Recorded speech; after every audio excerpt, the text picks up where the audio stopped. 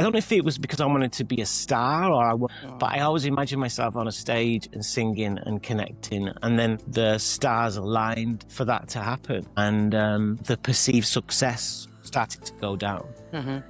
So at 21, I felt like my life and career was over, and that's where the addiction side of things started to slowly happen. And I slipped and fell and smashed my head. And as I bounced back, I heard it crack, and all these people came running around me. And I bounced back up. And as I looked up, it said on the monitor, Amy Winehouse found dead, or Amy Winehouse died. So I sometimes wonder if that was her saying, wake up. I'm uncomfortable talking about my recovery, but every day I'll get a DM from somebody saying, I read your book and it's helped me.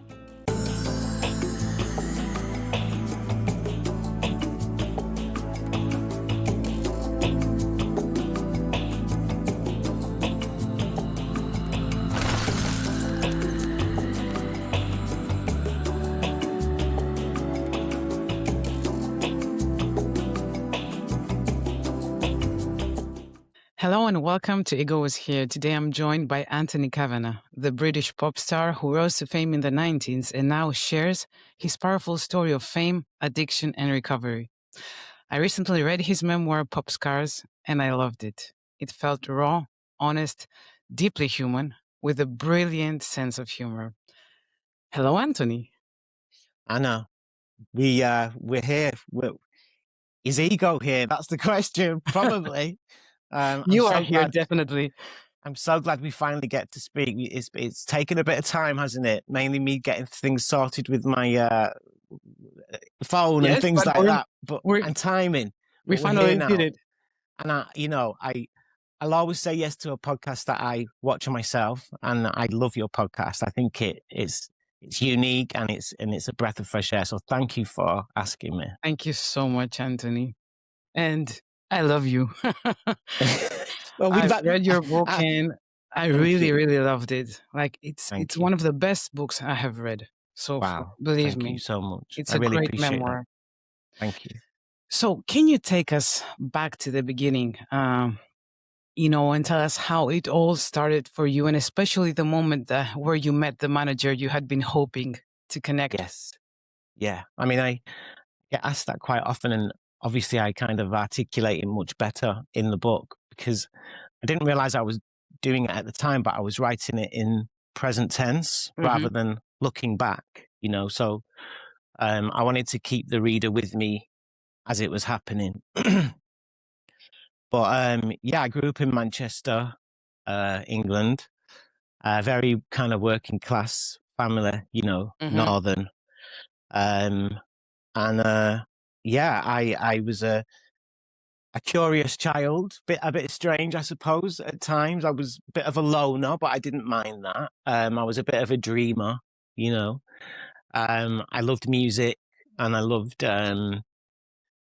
kind of dreaming about what it would be like to be a performer. I was just always imagining, look, I loved The Wizard of Oz as a kid, right? That was my escape. I must have watched it about 500 times by the time I was like 12.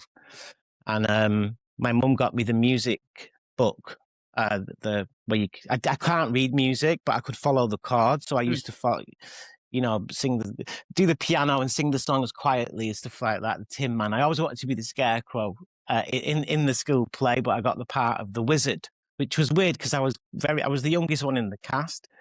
But I was only like 11, and they gave me the part of the Wizard. I was on right at the end.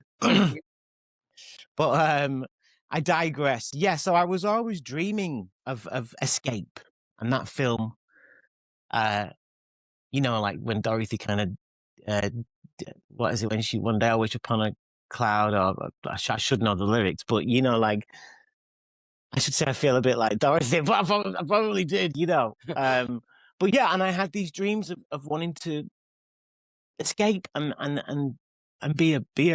I don't know if it was because I wanted to be a star, or I just wanted to be a performer. Oh. But I always imagined myself on a stage and singing and connecting, and then the stars aligned for that to happen. which was They just really crazy, did. really.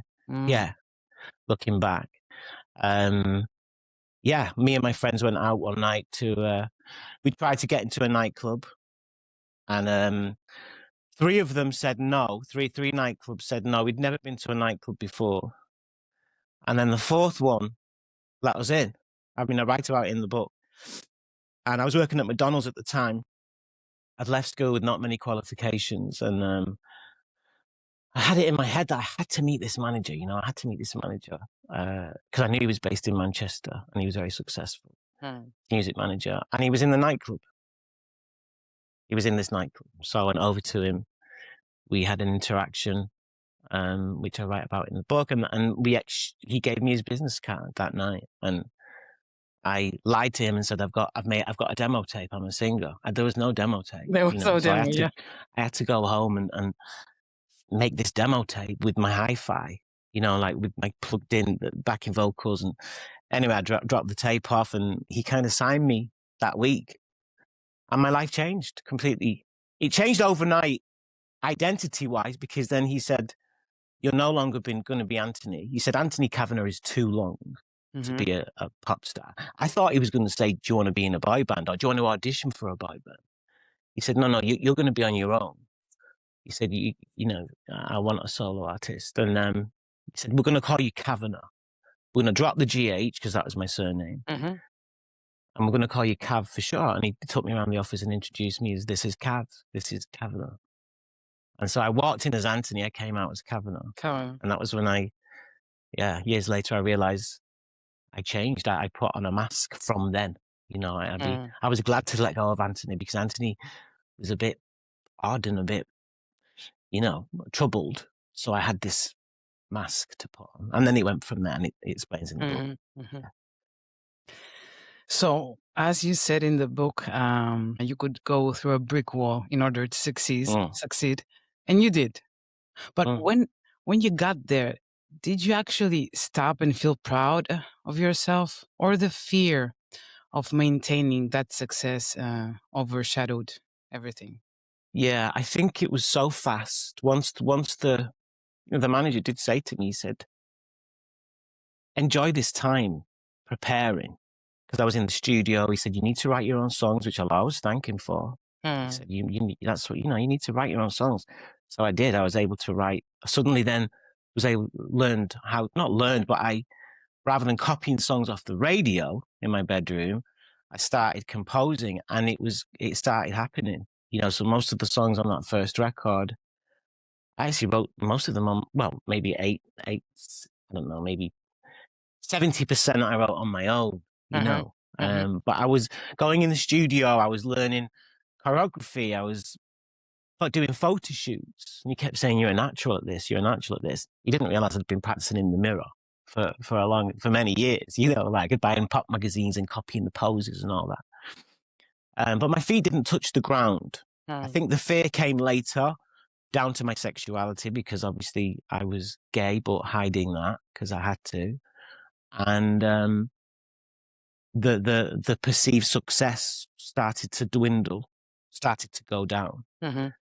And that was my fear. So at 21, I felt like my life and career was over because the hits had stopped happening. There was a lot of pressure. Tell me, The how tide did was that turning. feel, after all this success, suddenly feeling that your career is at risk? It was hard. It was very hard. I had parents that, through no fault of their own, were now relying on me financially because I bought them a house. The house. Yeah. I was very, very lucky to be able to do that. I've kind of But lived my again, life. Anthony, you felt guilty, about Yes, that I too. had guilt. But why so much guilt? Because it was like, how am I gonna? I mean, that actually, the loss of my parents' house happened much years later. So they were still fine. But I felt like a failure. This book talks about, in the end, failure becomes there's some silver linings about what we call failure, right? Because if you look at it a different way, failure can be your biggest achievement. It can actually, well, it gives you strength, number one, if you get through it. And it awakens you. Huh? Yeah. I sometimes wonder if I was given a little bit more of a pain threshold than some other people because of the pain that I've endured and got through. You know, like you and I have survived. I know you've got, you know, a story too. I know, and you've been through stuff. And it's like anyone that's listening, we've all survived 100% of what we've been through, what we've worried about, right? Yes. But at the time, it was awful. It was hard. So I ran away to America. I was so full of shame. I was so full of shame. I thought my career's done. There was no, you know, all the boy bands were happening, the girl bands. I was kind of, I'd been to America before on a writing trip. I'd met this wonderful friend who became my dear friend, Greg, who's a fitness trainer. But much more than that, he was a wonderful guy who actually passed away a few years ago. But Anthony, that was a very big decision, moving to the US. Well, that happened overnight? Like, were you? No. I mean, like you said, it was the walking through a brick wall too. I wanted more. I felt like I deserved more. I wasn't done. I was 21. Yes. I felt like I was just going, but yet my career felt like it was over in the UK. You know? Yes. And I'd been to Asia where I'd had a lot of success. And I was noticing it was me in the charts with a lot of American artists over there. And I had my sights set on America. And so I got the visa, I write about it in the book, and I moved out there. I mean, look back now, I was so kind of either delusional or brave or both, right? Because I just went out there. You need to be both in order to make such a decision. I think so. Otherwise, you cannot. Right, yeah. And my parents were really supportive. My sister was supportive. I just went out there but I was starting to notice that there was other stuff happening with me. And that's where the addiction side of things started to slowly happen. It was very slow with me, okay? Because it's patient, as I understand now. And so Do you think you were trying to resist the addiction, to control the addiction? That's why it started, you know, slowly. Yes.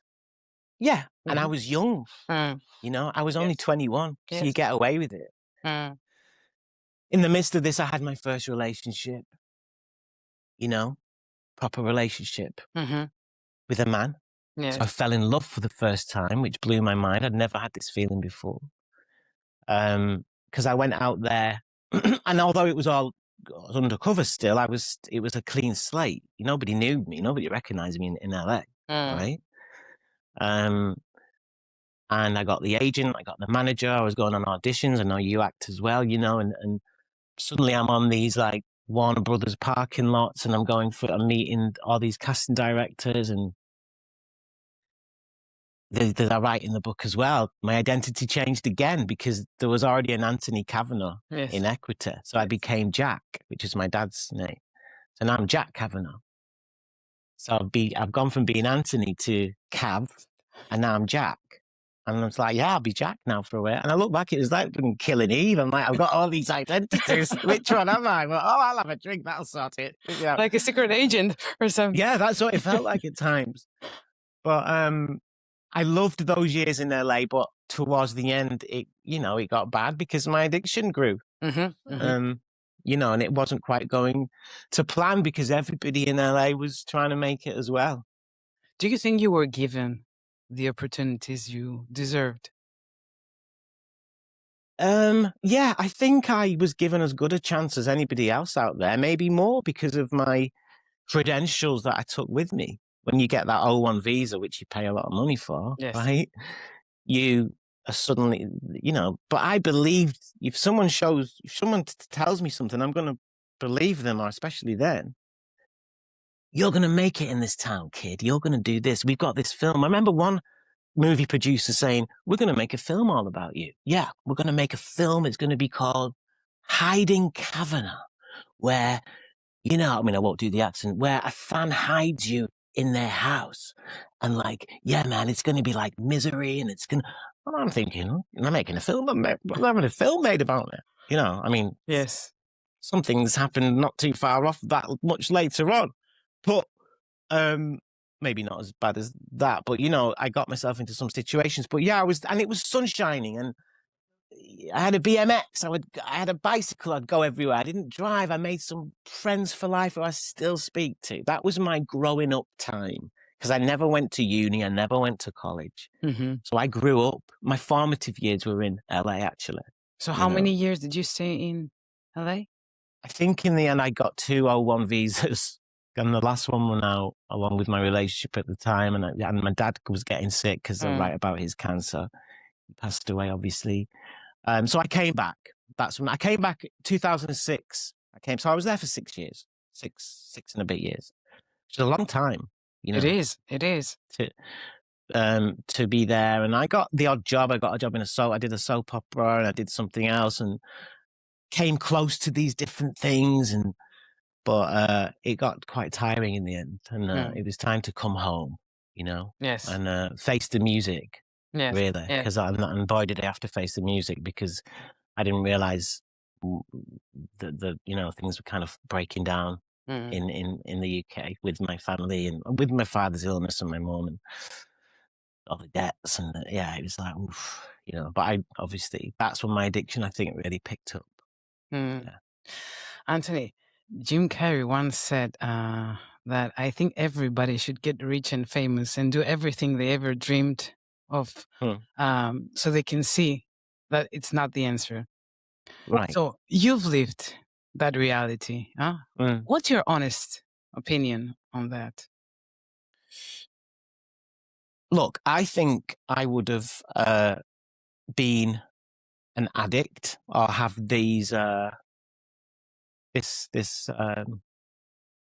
mean, people call it an illness. I don't know what you want to call it. I think it's a mental health issue, or it could be genetic. I think it's quite complex. I would have had this ism no matter what, but I think fame fast tracked it for me, because I was around a lot of you know, you go from having no money on a council estate to suddenly being in hotels, flying all over the world, going to the Brits on the top table with all these rock stars, and hanging out with all these big names, and then you're secluded again on your own in a hotel room, and oh wow, like, this isn't what I thought it would be, you know. But I think for me, I was lonely. I think that's where the sadness came, because I put on the back burner the fact that I was secretly gay, and I thought, oh, I'll deal with that bit at some point later. So I think I was longing for connection with somebody else, which I got very briefly at here and there, little brief moments. So I would never blame anyone. I mean, I'm in 12-step recovery, and it's important not to place blame on anything or anyone, because then I get resentful. You know, you have to do a bit of work on that. And, you know, I was the main thing in the middle of everything that took place that was seen as bad. I was the main fact. You know, I was there for all of it. So that said something about my behavior as well. But I think I was reacting to the world around me, and dealing with it the best way I knew how with the tools that I didn't have at the time. Yes. But how much energy, you know, did it take to maintain that version of yourself every single day? Like, you know, when somebody feels so lonely, because in your memoir you said, you know, sometimes you wished you were in a boy band, right? So you felt that you didn't have anyone to share your feelings with, your experiences, right? Yeah. What was the reason that made you feel so lonely? I think that I didn't have any. And by the way, I wanted to be a solo artist, so I'm not complaining. I didn't necessarily want to be in a boy band or in a band. Well, yeah, I think the loneliness was a big factor of me feeling depressed at times, but also, you know, I've learned later on in life, once my once I got a hold of addiction, and they say once you put for me, it was alcohol. Once you put that down, it's like whack-a-mole, you know, that game where something else shoots up. Yes. So I know, Yes. so it's only the last few years that I've been diagnosed with, you know, ADHD, and I know that's very common at the minute, but, you know, RSD, which is rejection sensitivity disorder, which, you know, which can be people pleasing and all that kind of stuff. And there's probably some a bit of PTSD in there and all that stuff, you know, so, but I just got used to it because I loved what I did so much. I loved the performing. I loved the studio. Even now, like I'm in a studio now, I'm starting to do music again when I've no idea what it's going to be or how if it's going to be an album based on the book or a one-man show. I have no idea, but I'm creating again. And because I think the enjoyment is in the process of the creation. Right then I was trying to constantly get somewhere, you know, and I didn't necessarily enjoy those special moments. It was only through writing this book that I was able to look back and go, yes, there was darkness. It's a book on addiction. It's very raw. Okay. Like Yes. I go there about myself. There's a lot I could have said about others, but that's not good for me to do that. You know, Yes, of course. You know, for me, for my spirit and for my mental, you know, condition, it's not good for me to, you know, that's you know, that, you know, but, I wanted to, I wanted to, not close the door on it, but it helped me process it, which sounds really corny, like, you know, I processed it, but I did. And I was like, do you know what? I can find, like you mentioned the humor, and thank you, because it was very important this not to be a pity party book, you know? It's not, Anthony. Thank you. Cause I think people maybe expected something a bit victim-y because maybe the way it looks, and, you know, there's only so much you have control over the way a book is, published, yeah. You know, the images or the cover or stuff like that. And I'm grateful to my publishers. They're fantastic, but they have a job to do. They want to sell a book and it needs to grab people's attention. Yes. But I think people, judging by the reviews, which I'm so grateful for, people are saying, oh, this is more like it's funny. Like it's this, it's that. It's, you know, like I laughed out loud 1 minute, then I'm crying. Yeah. But I've had messages from people saying, you've kind of told my story, but not the fame bit. And I'm like, well, that's good. That's what I want to tell you. That, you know, I also heard the audiobook, which you narrate so beautifully.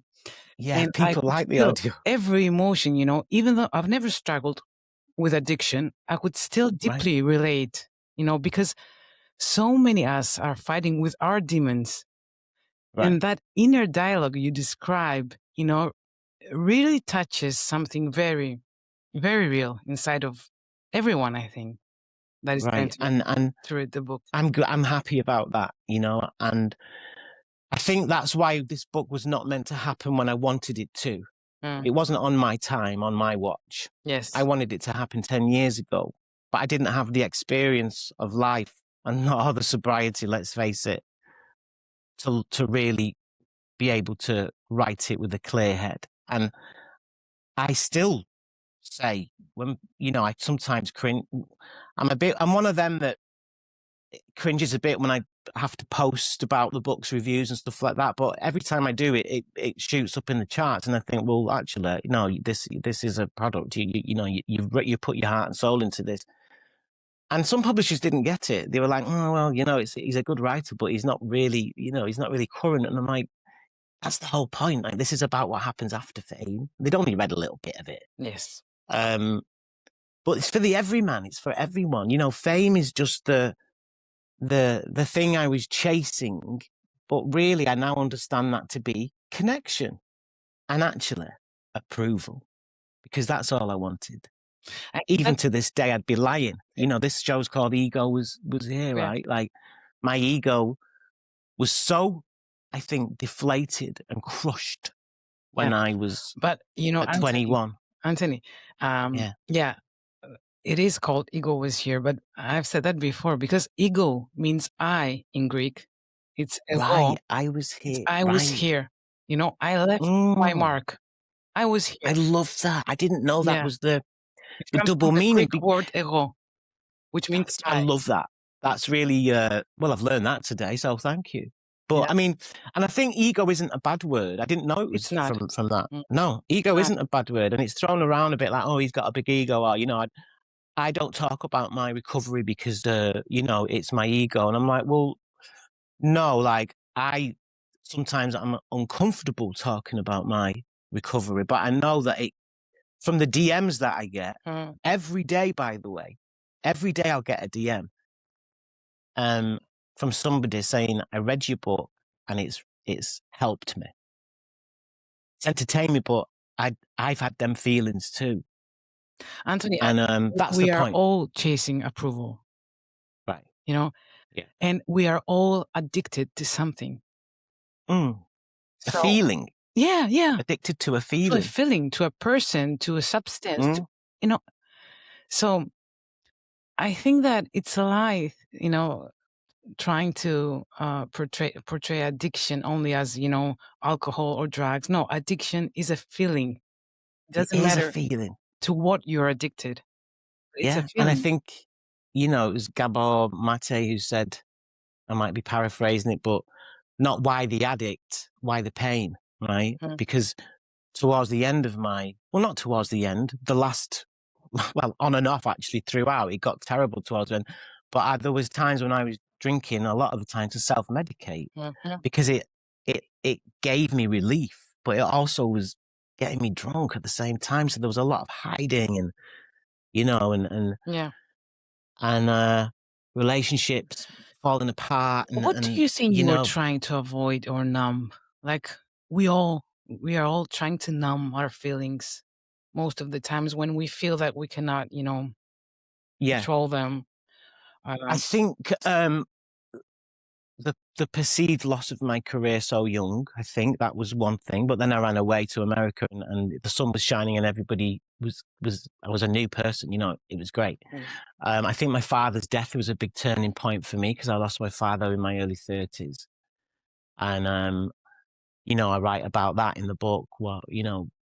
His last words to me was, son, aren't you lonely? Yes. So he knew, Yes. he saw me in the state that he saw me in, Hmm. you know. And I was lucky to be able to be with him at the end, not at the very end, because he chose to go wherever he went when we weren't there. And my brother-in-law was there with him, who he adored, Clint, who I talk about in the book. Mm. Um, so now my father's dead. I've come back from America. My career's kind of in the bin, and I'm drinking, and I've lost the house that I bought my parents, and my mum's had to move into a little house paid for by the government, and I'm living with my mum now, and I'm back to square one in the place I was brought up. And my mum's starting with that dementia at this point. Hmm. It's now Alzheimer's, and she's still with us, thank God.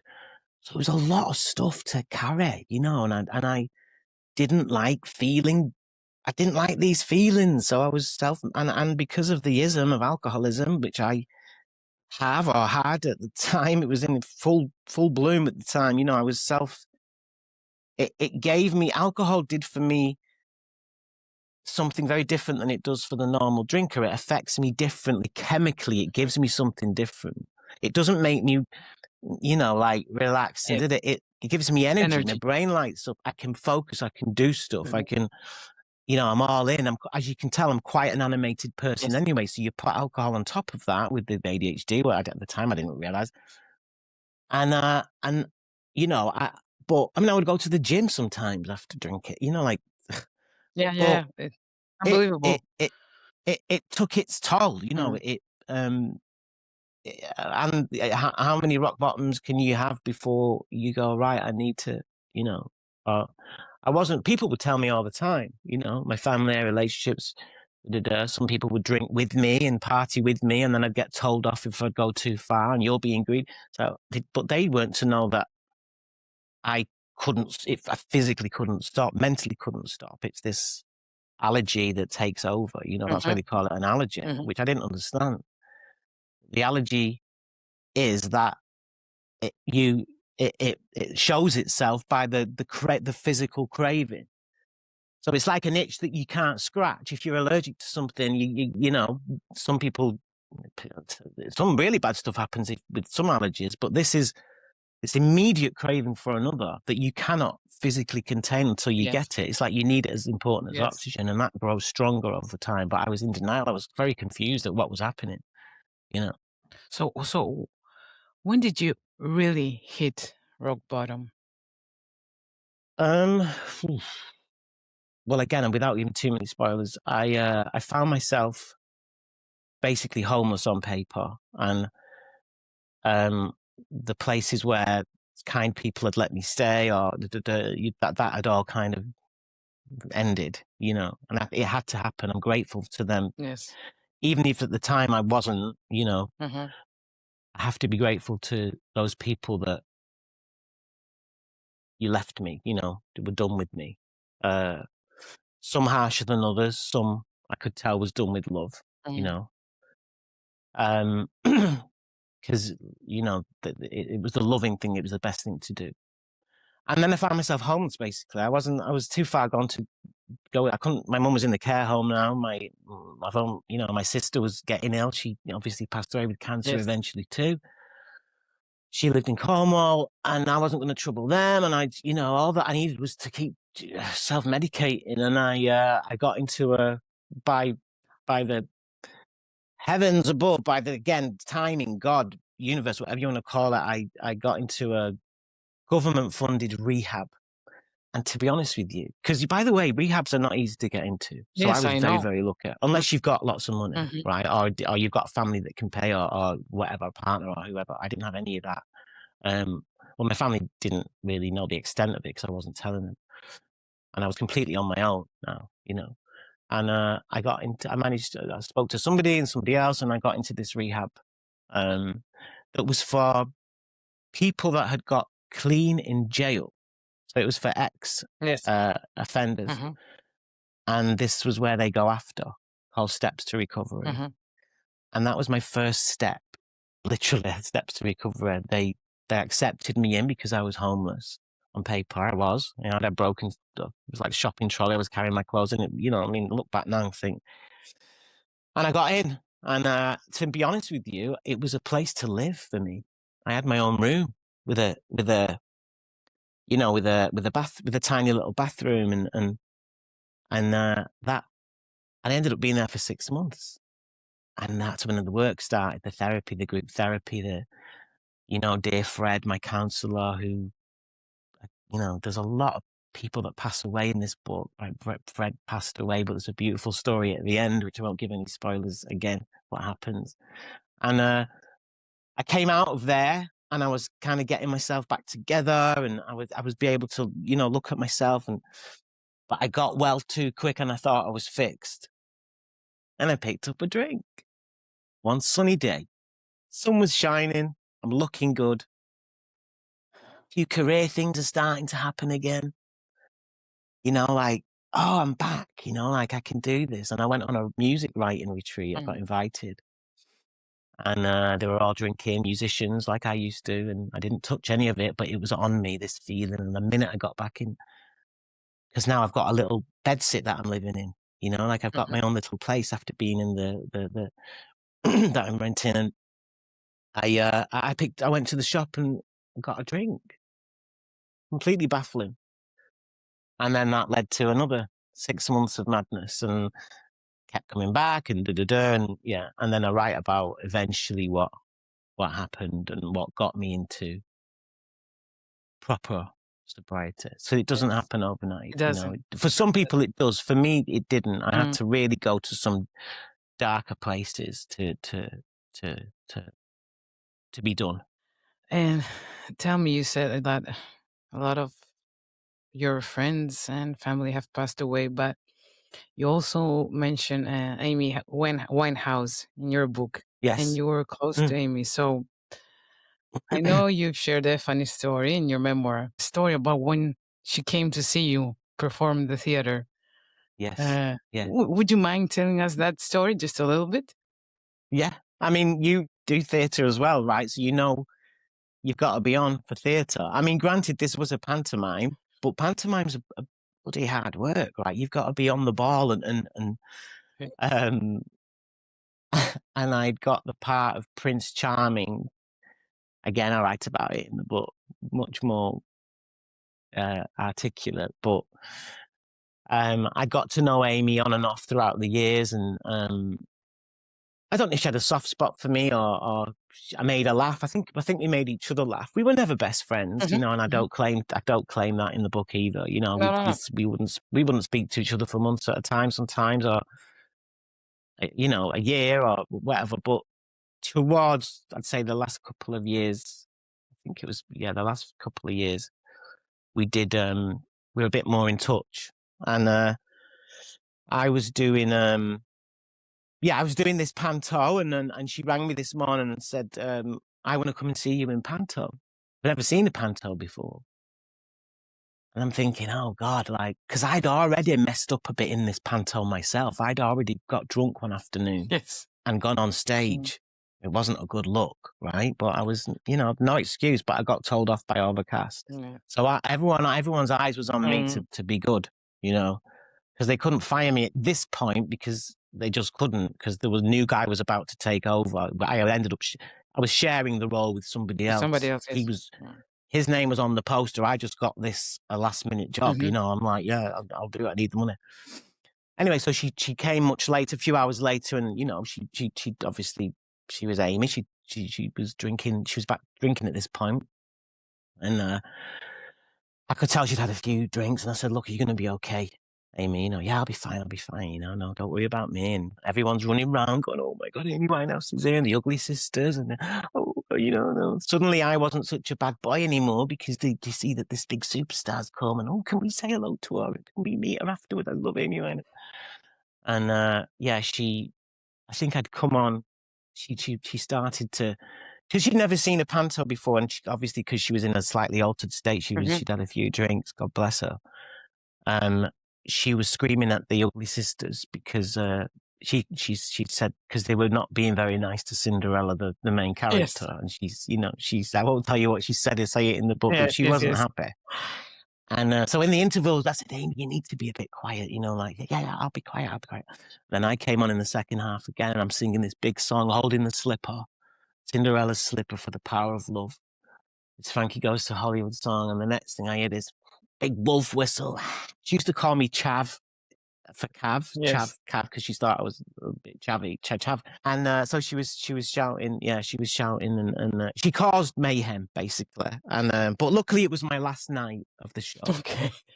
And she was very apologetic the next day, and I went to see her, and she apologized, and you know. But Amy used to tell me about my drinking. She'd say, you know, you are drinking too much.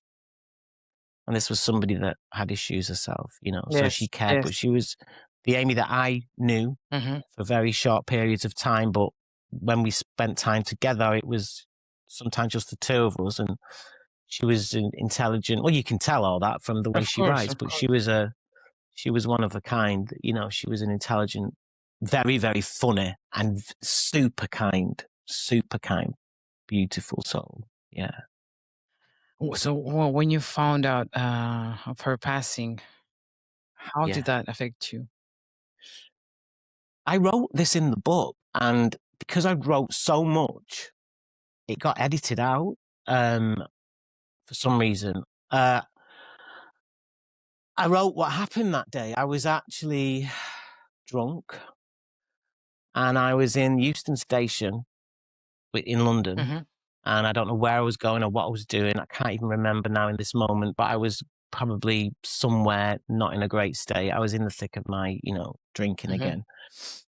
And I slipped and fell on the concrete, on the concourse in Euston Station, and it's rock hard, right? And I slipped and fell and smashed my head. And as I bounced back, I heard it crack, and all these people came running around me. It's on my own. And I bounced back up. And as I looked up, it said on the monitor, Amy Winehouse found dead, or Amy Winehouse died, dead, passed away, whatever they say in the news. And so as I smashed my head and looked up, I found out that news.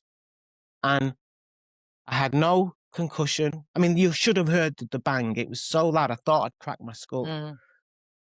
And I was absolutely, I mean, I was drunk, but I was absolutely fine. People were saying, "Are you okay?" So I sometimes wonder if that was her saying, "Wake up," Mm.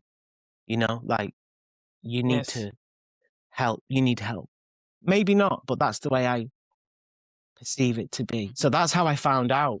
I'd smashed my head, I banged up, and there I jumped, came up, and then there it was on the screen. But I sometimes dream about her, and yeah, I write the chapter where she made the meatballs that Yes. afternoon when I first met her again after many years. And her best friend, Kat, who's a lovely girl, Catriona, she was Amy's good friend who Amy adored, and her other friend, Naomi, and her other friend, Shannon. And I think it was Kat and Shannon. I'm not sure if it was Naomi, but they were Kat and Naomi were definitely Amy's bestest friends who she adored. And I was in a pub one day again on my own, and they said, "Oh, Amy would love to meet you. Amy." Amy she said, "Oh my God, let's tell Amy that you're here in this place." Anyway, we went back to the flat in Camden. That's when I met her after all these years. This is before the Prince Charming thing. And she was making meatballs in the kitchen, and she was a real caretaker. She said, "Have some meatballs," And I just remember the silhouette of a beehive, cooking the meatballs. Yeah. So I have real fond memories of Yes. Amy. Yes. Really do. Yeah. So, Anthony, do you ever still have moments where the old thoughts come back, and how do you deal with them now? Yes, Mm. absolutely. I thought about having a drink 2 days ago, but I don't act on it now. Yes. That's the difference. Because the blind spot that I had in the past was against all the evidence that I was given, that I knew of how much it destroyed my life and others. I would still pick up that drink, thinking it would be different this time. That's the insanity of addiction. Whereas now, what I gave up one thing, and don't get me wrong, like there is days when I still sad, I still grieve, I still feel down, I don't believe in myself, I have a lot of fear some days about things and people and whatever, I don't I feel can good totally enough. relate to that. All the stuff, Yes. Yes. In fact, it's 30 years since my first single came out this week. Well, around this time, and I just think, God, that young boy, like what life experience I've had, So that's why I tend to not get down anymore. But I think the more time the only way I stay sober now is by sharing and by helping somebody else, like I was helped. I can only tell you what I did. I can't tell you any other way. I've tried loads of different ways. For me, yes, I needed rehab the second time again, but that's because I physically needed a detox. It's dangerous just to stop when you got to the level I got, where I was waking up and having to drink. Yes. Otherwise, I might, Yes. That was 4 years ago, and so I go to meetings. I go to AA meetings and I meet people like me. I see people like me. I wash, I make the coffee, or I clean up, or wash the pots, and I listen. Some days I just go and shut up and just listen to other people's stories, and go, wow, that's like me. Does it help you? And then and it's a spiritual program, which I didn't realize. So it's about believing in something bigger than me that can help me, I suppose.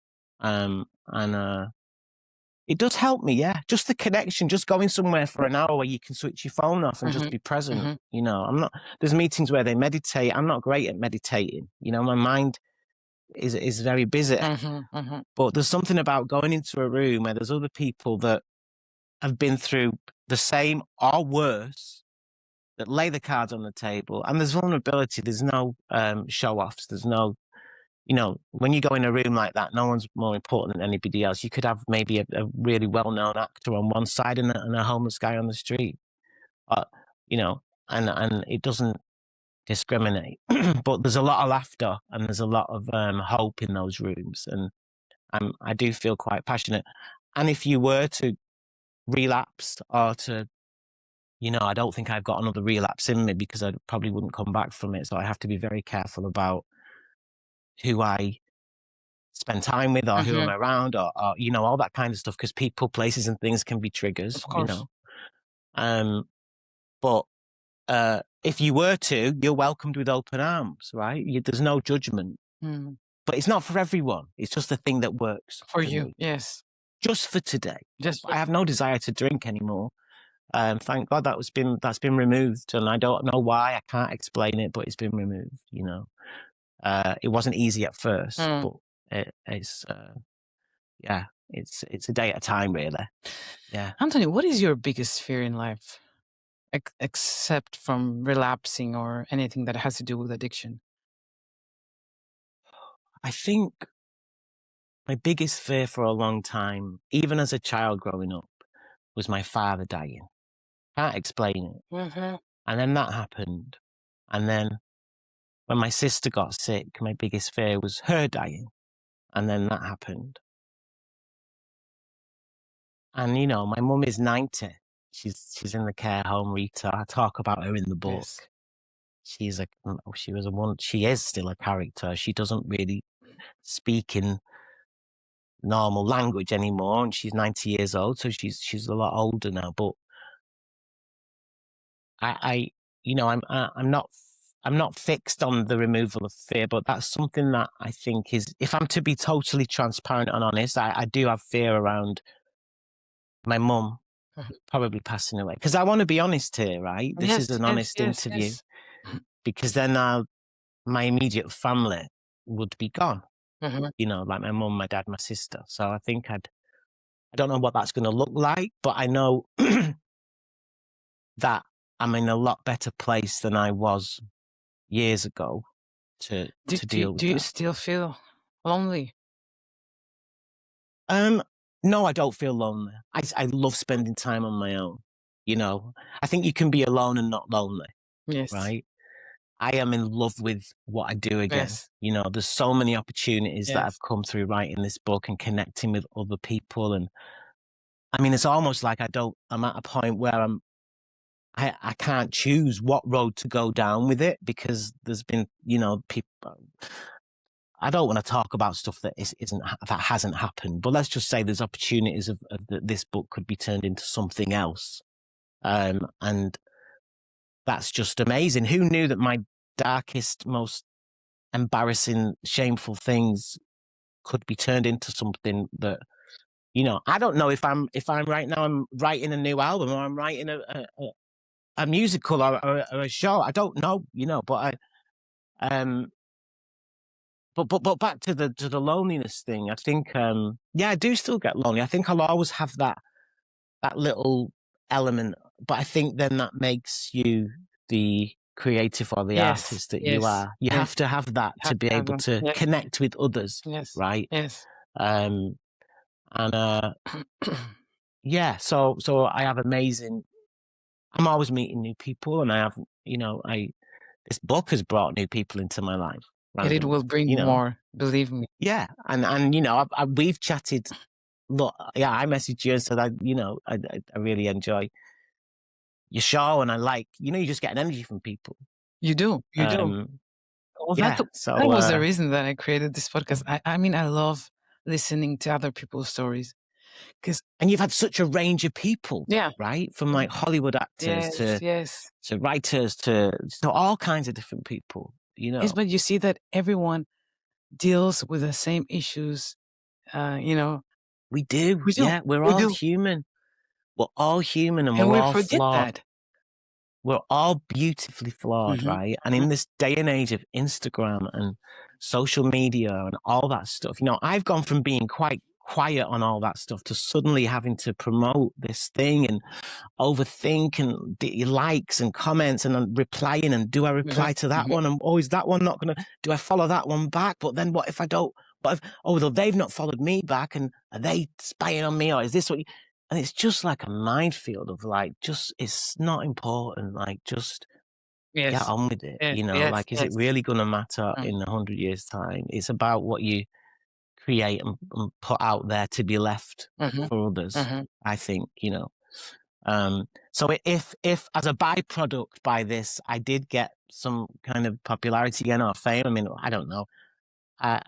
It would be very different than in the past because I don't base my self-worth on that anymore, thank God, because let me tell you, when that goes, there is nothing worse than being slightly famous and got nothing going on. Yes. And you can't get. Yes. I still get rejection now, you know, even with the certain podcasts I've reached out to that would be perfect for this. And they just come back and go, no, not for us. And it's like, wow, you know, okay. Because I'm talking about all the topics that but that's okay, you know, because that might make me decide to do my own podcast. You just don't know. It's how you perceive things, right? Yeah. It's how we perceive things. Exactly. Yeah. So what role has humor played in your life? Humor? Yeah. Oh my God, non-stop. I mean, my life, you know, there's comedy there can be comedy in the darkest moments, right? And I was blessed with that humor. I think it's because I'm half Irish. My father was fully Irish from Dublin, and I'm a northerner. So we're bloody, you know, down to earth, and the humor in Manchester. I can only speak for Manchester because that's where I'm from. So it's always been a very we've always relied on humor. You know, my Irish side and my northern side. So I was brought up on humor. My dad was always telling jokes. I mean, some of them are very corny, but he was, you know, and even now, like, you know, if my auntie is going through something at the moment, or, you know, some of the voice notes I get from my aunties, my mum's two sisters, they're like something out of you know, I said, you two should do stand-up comedy because they're so funny and they don't even realize they're doing it. I was thinking of sampling some of the messages and putting it on some music because it's just so funny. But we come from that. I think when you've been through stuff, it's kind of water off a duck's back, some stuff, innit? You have to find that humor, you know. And I think there's humility in humor. I think if you can laugh at yourself. Yes. And, you know, you can't take yourself, I can't take myself too seriously. I could have really gone to town with the promotion of this and said a lot of stuff about certain things, but that wouldn't have served me. And then you're just known as this guy that's, you know, moaning and looking for sympathy, and it's only people like yourself and others that read it and go, oh no, it's not that, right? You know, no, it knows that, and yeah, because that's pointless. I don't want to be, you know, and I want people to I'm be being, you know, honest. I really believe this is one of the best memoirs I have ever read. Wow. Well, I will take You know, I cried, I laughed. Thank you. I really appreciate it. And it's amazing, and I'm sure more people are going to read it. You know, it's gonna bloom. The paperback's coming out in the end of July, and you know, it's like you're kind of told to reach out to certain people to give you quotes, and you know, famous people, and I'm like, I don't really know that many famous people. I know them, but I'm not really well enough to ask for quotes. I think I asked maybe one or two, and it didn't really come back to me. And then they said, oh, well, have you got any writers that you... So I just thought of, well, Marianne Keyes, she's written a book, and I love the Irish humour, and she's a great writer. And she came back. She read the book in 2 days. Like, that's selfless. Sometimes it's the people that are so successful and so cool and so talented that actually will just say, yeah, here you go. Yes. You know? Yes. And that was just amazing, because you could be quite deflated if you're basing your... If you're waiting for other people to clap for you, you know. But yeah, the paperback's out, and there'll be more stuff from this. You know, there'll be more stuff that I'm working on, which sounds, you know. Anthony, yeah. in your book, you mention an incident at the airport involving Victoria Beckham, where you were trying to avoid being noticed. Tell me about that. Please share this story with us. So I was coming back from LA. I think it was... I was going home, I was going home on one of the final trips home to face the music, to kind of deal with what was happening there. You know, it wasn't a great time, and I was in economy, obviously, and you know, and there's a magazine called Attitude magazine. It's a gay kind of lifestyle magazine, and I was on the cover of it in the late 90s. And this would have been mid 2000s now, early 2000s, and I had it on me for some reason. I think I used to carry it around. I can't remember, but I had it on me. And so I tried to say, use it to get me bumped up. I said, oh, you know, this is, I can't remember what I said. It was cringe really anyway. And she's like, oh yeah, what, you know, the American. She said, oh yeah, this must have been a few years ago. I was like, oh great, so that's not going to help. You can't, you know, they don't, you know. Anyway, so I hear, I'm on the phone to Greg, who's my best friend, who's the Hollywood trainer, you know. And I spot in the corner of my eye Victoria Beckham with the glasses on. Now, I'd not seen her for years, since we hung out back in the early day, or at least I was around them. We weren't best friends, but, you know, I'd see other Spice Girls here and there, and we used to, you know. And I'm hiding behind this pillar because I'm looking terrible. I've got like scruffy old shorts on, and, you know, I'm not looking great. And I'm on the phone. I say, Greg, you know, Victoria Beckham's over there. He's like, dude, go over, say hello. He was so positive, Greg. You know, he's like, go and say hi. You know, I said, oh, no, I can't. I'm too embarrassed. She's, you know, I think I had a carrier bag as well. And like, I don't know. I didn't look like the part. Anyway, so I get on the plane, and she spots me. She goes, hello, you. I thought I recognized that voice or that accent. She gives me a kiss. She goes and sits in first class. So I'm like, oh, okay. So I go and sit in economy where I was. And the air hostess comes up to me. She goes, Mr. Kavanagh, she goes, would you come with us, please? And they sat me behind her for the whole journey. So whether she said, he's a friend of mine, let him come to first class, I don't know. Yeah. I don't know, because we didn't speak again. Yeah. She just sat in front, she smiled, and I think she slept for the rest of the journey. So I'll never know, but I thank her. I'd like to, you know, I do write about that. The chapter's called BA Honours because it was an honour to then be in first class. I'd been in first class before, but not at this time in my life. And yeah, I'll never know. But if our paths do ever cross again, I will ask her. There's a lot of people in the book that probably don't even know they're in the book, you know? Yes. Yes. So, but I wasn't expecting people to get back to me and say, oh, that's read that I was in your book. I've just put people in it that were in key little stories. There was loads more people I could have put in the book. But then it becomes littered with this kind of who's who.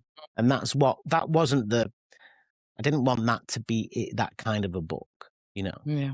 Maybe a book too, I don't know. Yeah.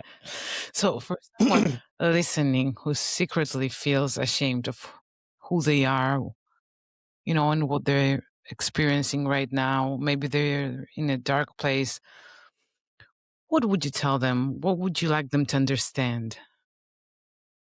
Oh, God. Number one is you're not alone. Whatever you're feeling, there will be millions of other people feeling exactly what you felt.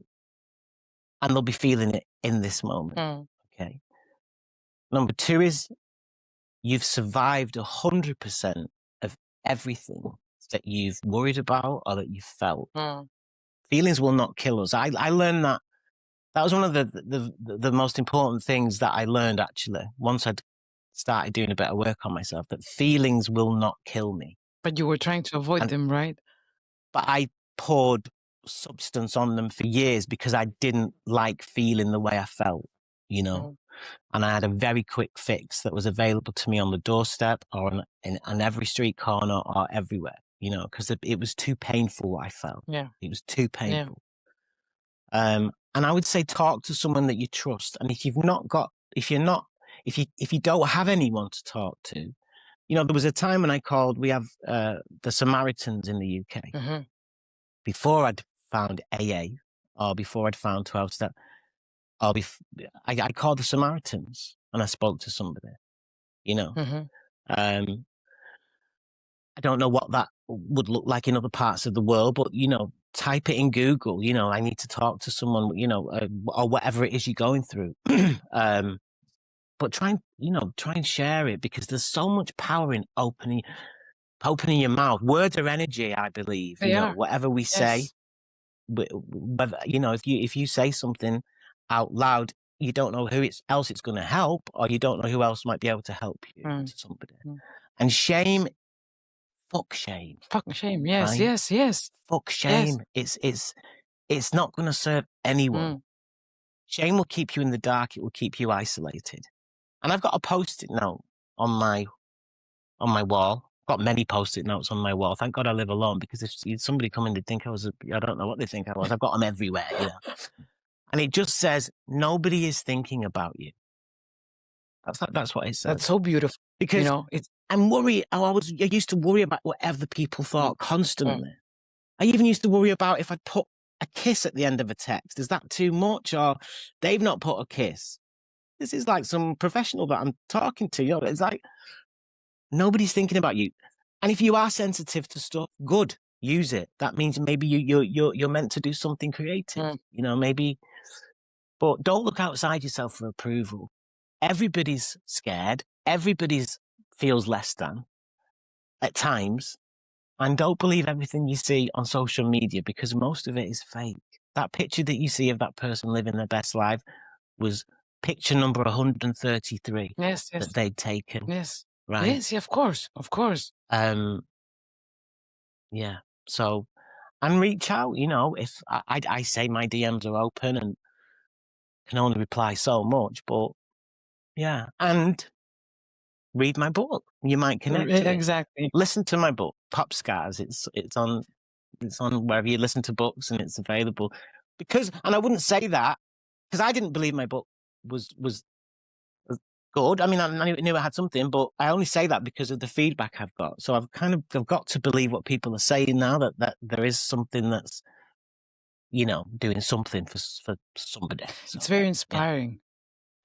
good. That's what I Very want. inspiring, That's what I Anthony. wanted. You know, But isn't it funny how by being vulnerable and saying the thing that we most scared of saying is the thing that actually could inspire somebody? That's the magic, isn't it? yes, you That's the know why? power. Because I think that when we're experiencing something dark, we tend to feel lonely, and we think that Mm, we are the only ones that suffer. You know, everyone yeah, else knows how to deal with things, with problems, and we are the only yeah, ones that are so weak and unable yeah, to sorting things out, even simple things. yeah, But when you read, you know, you listen to somebody admitting that he feels the same way as you do, mm, yeah. you feel connected. And that's what we all want to feel. We need to Connection. feel connected. We do. Yeah, I love, you know, I mean, I was Mm. disconnected for many, many years. And now I crave connection. Don't get me wrong. I like my own time as well. Yeah, yeah, me You know, too. I Yeah, crave my own yes, time, yes. you know, but, you know, and don't listen, don't believe your thoughts, because they're not real. Mm. You know, like most of our thoughts are just the radio going, you know, I wake up with Radio Anthony most mornings, and Radio Anthony is tuned into the wrong channel most mornings. So I have to take certain steps to just sort my wavelength out. And for me, that's Mm-mm. prayer. I pray to a higher power that I don't know what it is, but I just say, look, direct my thinking. Let me be helpful today, and you know, let's do this. Some days I just go, right, God, you drive. You drive today, because my driving, well, I can't drive, number one, thank God. But my driving is not good. So you drive. And then you just take it, you know, you see what happens. You make plans and then see what goes. Um, but yeah, I would just say, there's always hope. While we're breathing, there's still hope, you know, like I feel like a self-help, but yeah, You know, if I it could get is. through some of the You know, things, you're then describing your yeah, life story, but at the same time, you're inspiring others to. I really hope so, you know, and if not, then at least they can, yeah, be entertained or escape for a few hours by reading my book. But yeah, I hope that's Makes sense. Anthony, I always ask people, what does success mean to you? So I know what success meant to you in the past. How has that changed over the years? And how about now? Wow. Look, I think I would be telling lies if I said that I didn't still want success, but success means something different to me now. I think success means achieving something. Like, I wrote a book, God forbid if anything happened to me or my time was up. I've written a book on my own. Like, I've written a whole book by myself, and it's helped some people, it's entertained some people. So that's my success.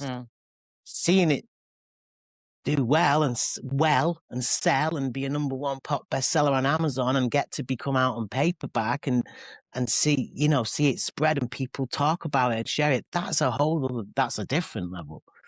But I think success, I have to be careful because it can also tap into that, making me, because when it goes, then I'm left with that void again. So I think success to me is on how my relationships are, and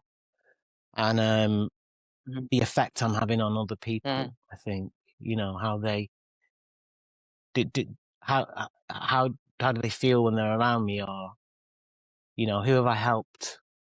And that can be just picking up the phones and saying how you doing, Yes, kind of thing. yes.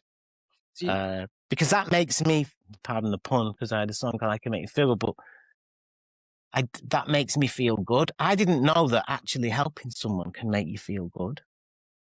That's what I learned. That's how the recovery thing works. Because I'm like, well, I've got to do this, I've got to do that, I've got to call these 3 people every day, I've got to come off the phone if I'm speaking to a newcomer or somebody that's struggling, and I feel good. Take that. I want more of that. I want anything that's going to make me feel better. Then I'll do that. And great, and genuinely, I want to help now as well. Yeah. But yeah, it's good to be in with a chance again.